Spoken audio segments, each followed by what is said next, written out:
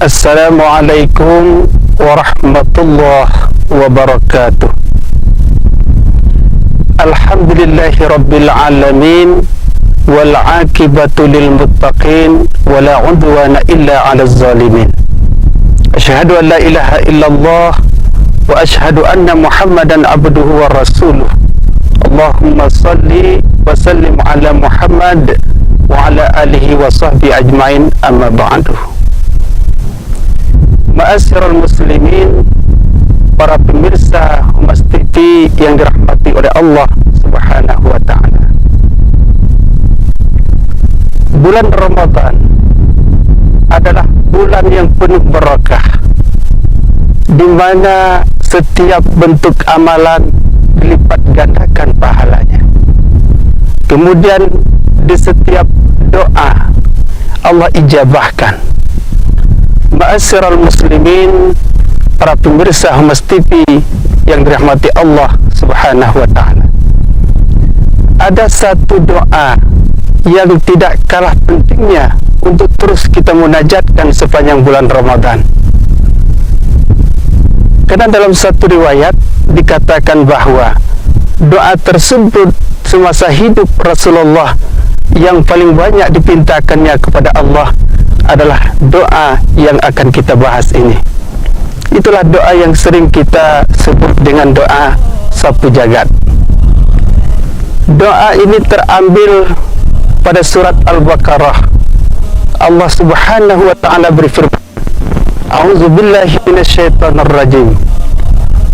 May yaqulu rabbana atina fid dunya hasanah wa fil akhirati hasanah wa qina azabannar. Di antara mereka ada yang bermohon kepada Allah, berikanlah kami hasanah di dunia dan berikanlah kami hasanah di akhirat, dan hindarkanlah kami dari azab api neraka. Ma'asyiral muslimin, para pemirsa Humas TV yang dirahmati Allah Subhanahu wa ta'ala. Imam Hasan Al-Basri, seorang tokoh sufi terkemuka di abadnya, ketika ditanya tentang apa maksud dari hasanah dunia dan hasanah akhirat, maka Imam Hasan Al-Basri menjawab, ada tiga. Lalu beliau mengkaitkan dengan doa Rasulullah dalam riwayat yang lain. Beliau mengatakan yang dimaksud dengan hasanah di dunia dan hasanah di akhirat adalah Allahumma inni as'aluka ilman nafi'an wa rizqan thayyiban wa amalan mutaqabbala. Imam Hasan Al-Basri mengatakan yang dimaksud dengan hasanah yang pertama adalah ilman nafi'an, ilmu yang bermanfaat. Ilmu yang bermanfaat itu adalah ilmu yang barakah. Imam Al-Ghazali mengatakan bahwa barakah adalah ziyadatul khair, bertambah nilai kebaikan dari yang didapatkan tersebut. Ma'asyiral muslimin, para pemirsa Humas TV yang dirahmati Allah Subhanahu wa ta'ala. Yang pertama yang dikatakan bahwa kebahagiaan di dunia adalah ilman nafi'an, ilmu yang bermanfaat. Ada orang bijak mengatakan seperti ini, di negara kita ini kurang orang-orang yang berilmu. Kenapa dikatakan demikian? Karena setiap tahunnya setiap perguruan tinggi mengeluarkan sarjana, mengeluarkan magister, mengeluarkan doktor yang bukan jumlah ratusan bahkan ribuan. Namun keadaan negara kita masih seperti ini juga. Kenapa dikatakan demikian? Korupsi masih merajalela. Apakah seorang koruptor itu yang menggurup uang negara yang bukan hanya ratusan juta, bukan miliaran, tapi triliunan? Apakah mereka seorang yang tidak berilmu? Mereka orang yang berilmu di bidangnya. Kemudian kita lihat lagi kesenjangan hukum.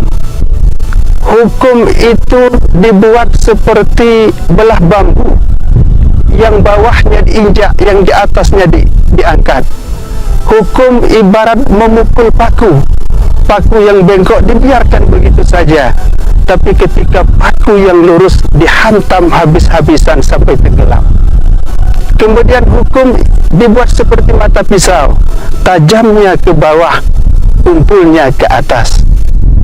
Ma'asyiral muslimin, para pemirsa Humas TV yang dirahmati Allah Subhanahu wa taala. Lalu timbul pertanyaan bagi kita, apakah pengkorup uang negara, apakah mafia hukum mereka tidak berilmu? Mereka berilmu, tapi kenapa bisa mengkorup dan mempermainkan hukum?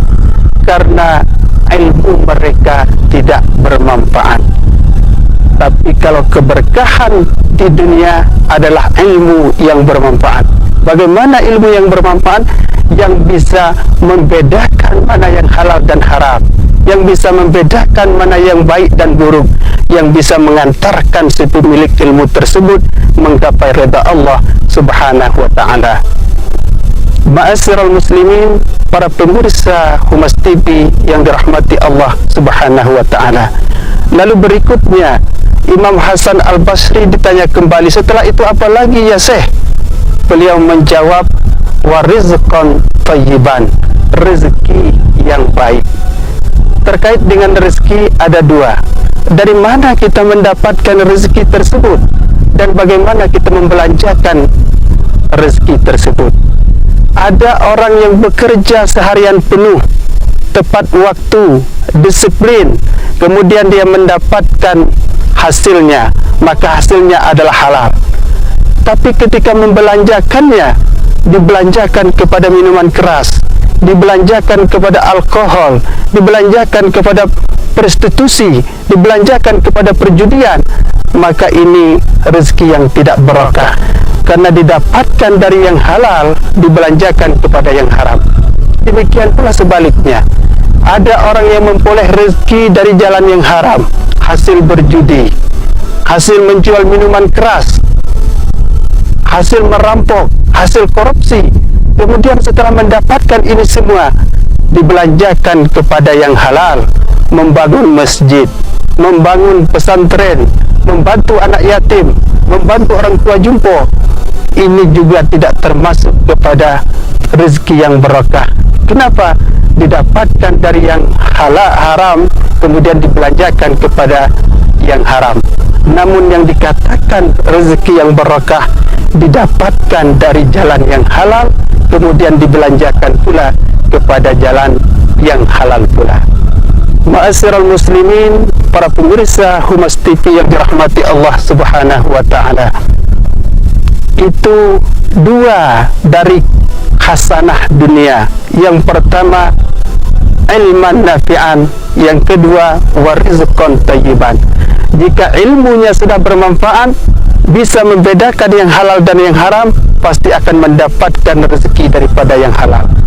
Kemudian apalagi hasanah di akhirat?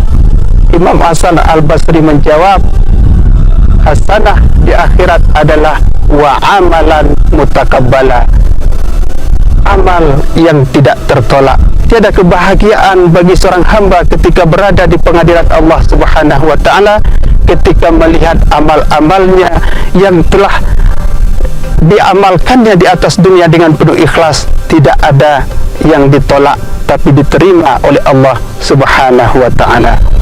Ma'asyiral muslimin, para pemirsa Humas TV yang dirahmati oleh Allah Subhanahu wa ta'ala, inilah yang kita maksudkan dengan doa sapu jagat yang dalam hidup Rasulullah paling banyak dimohonkan kepada Allah Subhanahu wa ta'ala.